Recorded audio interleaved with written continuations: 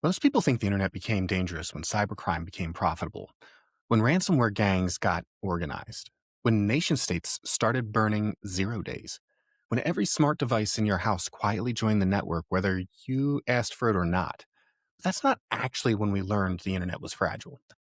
We learned that in 1988. And the reason matters because the weakness that got exposed back then is still with us now.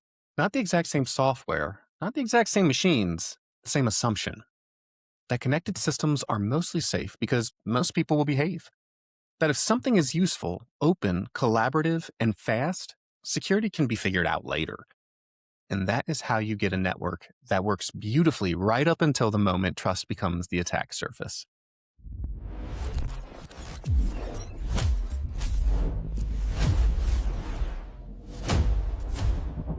On November 2nd, 1988, a graduate student named Robert Tappan Morris released what became known as the Morris worm. It launched from MIT's network, spread rapidly across connected Unix systems, and within about a day had hit an estimated 6,000 of the roughly 60,000 computers then on the internet. It was before the World Wide Web even existed. It was still an early research network made up largely of universities, labs, and government-connected institutions. Now, if you hear 6,000 computers today, that does not sound world ending. Your toaster probably has more processing power than half the machines on the network did back then. But in 1988, that was a huge percentage of a very small, very important internet. Harvard, Princeton, Stanford, Johns Hopkins, NASA, Lawrence Livermore, serious institutions and serious systems. And the worm did not need to delete files or blow anything up to create chaos.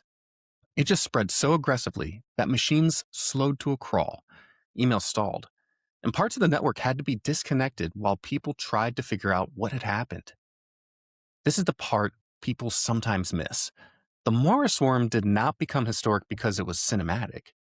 It became historic because it revealed how little friction existed in a system people were already starting to depend on. The worm used multiple ways to move. According to the FBI, it exploited a backdoor and send mail, abused a bug in the finger program, and also took advantage of trusted relationships between systems. That part is the heart of the story. The early internet was built for connection first. Researchers, universities, and technical communities wanted machines to talk to each other easily. They wanted openness. They wanted convenience. They wanted speed. And those are not stupid goals. In fact, that openness is a huge reason the internet became so useful so quickly. But openness without durable security boundaries becomes an engraved invitation. So when people say the Morris worm proved the internet was fragile, that does not just mean one clever guy wrote a dangerous piece of code. It means the internet was already living on borrowed trust. That's the real lesson. The system assumed that people connecting to it were mostly legitimate, mostly curious, mostly academic, mostly cooperative. Which sounds nice. It also sounds exactly like the sort of assumption that works until the first time someone decides to test it at scale. And Morris did. Even worse, the worm was supposed to avoid making itself obvious, but because of a design flaw, it ended up infecting systems repeatedly. So machines did not just get compromised, they got buried under the weight of repeated copies and runaway processes. That is why this story matters so much in cybersecurity history. The disaster was not only caused by access, it was amplified by bad assumptions inside the code itself. Kind of reminds you of vibe coding, huh? The attack surface was trust, and the damage multiplier was poor control over how the software behaved once it got in. And that should sound familiar, because we still build systems this way. We keep creating technology that assumes convenience is harmless. We keep prioritizing frictionless connection, remote access, interoperability, automation, and passive data flow. Then later, usually after something breaks, we begin the ritual.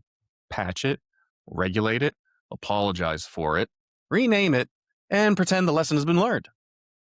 But usually it's only been temporarily contained.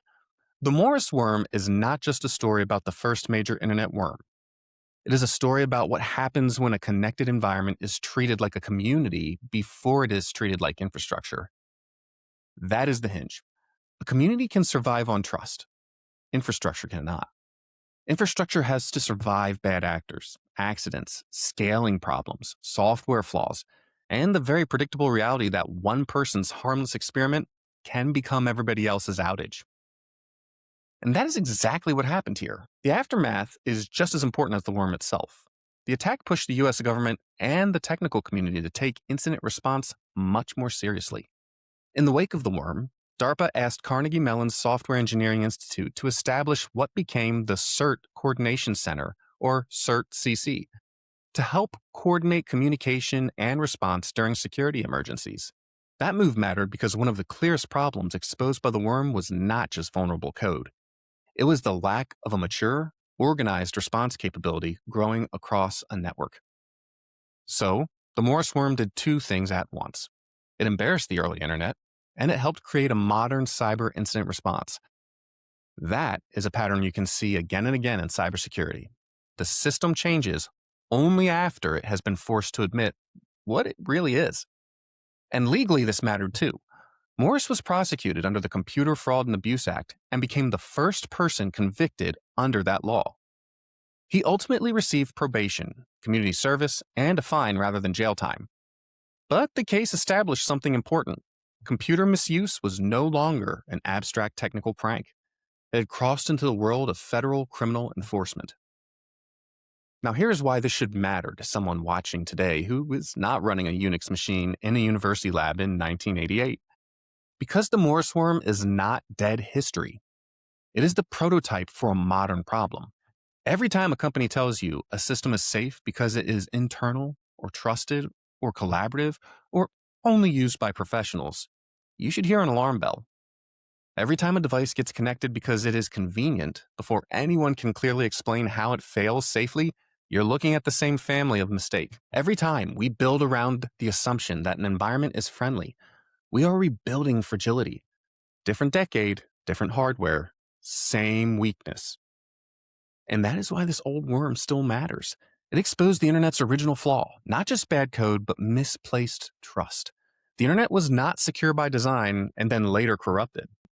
It was useful by design, open by design, fast by design, and far more trusting than people wanted to admit. The Morris worm just ripped the curtain back early enough for everyone to see it. And if we are being honest, a lot of the modern internet still runs on the same bargain. Connect first, scale first, secure later. Then act shocked when the later part never fully arrives. That's the real legacy of the Morris worm. Not just that it broke machines, that it revealed almost immediately that the internet's greatest strength and one of its deepest weaknesses were the same thing. It trusted people too much, and we still do. Thanks for watching. If you want to see more of these, subscribe to Legitimate Cybersecurity, where we have a weekly podcast and a little extra fun thing too.